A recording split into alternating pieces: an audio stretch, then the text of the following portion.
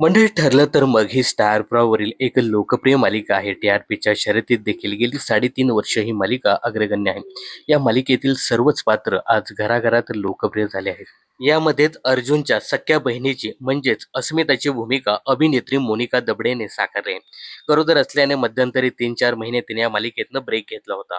पण त्यानंतर छोट्या मुलीसह ती सेटवर परतली. या मध्यंतरीच्या काळात तिला अन्य सहकलाकारांनी सुद्धा खूप प्रेमाने आणि आपुलकीने वागणूक दिली.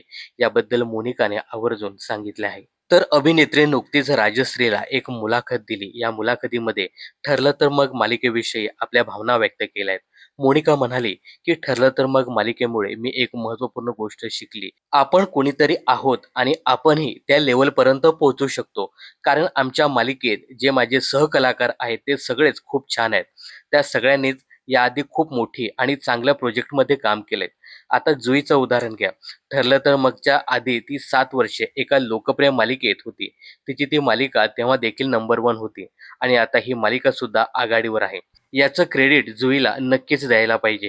पुढे मोनिका म्हणाली, मालिकेतील प्रत्येक कलाकार अनुभवी असून त्यांच्या सहवासात काम करताना अनेक नवीन गोष्टी शिकायला मिळाल्या. विशेषतः अमित भानुशाली आणि जुई गडकरी यांच्या अभिनयातून आणि त्यांच्या मेहनतीतून तिला सतत प्रेरणा मिळते. पुढे अभिनय क्षेत्रात येऊ इच्छिणाऱ्यांना सल्ला देताना मोनिकाने स्पष्ट केलं की अभिनयाविषयी मार्गदर्शन करण्याइतका अनुभव अजून तिच्याकडे नाहीये.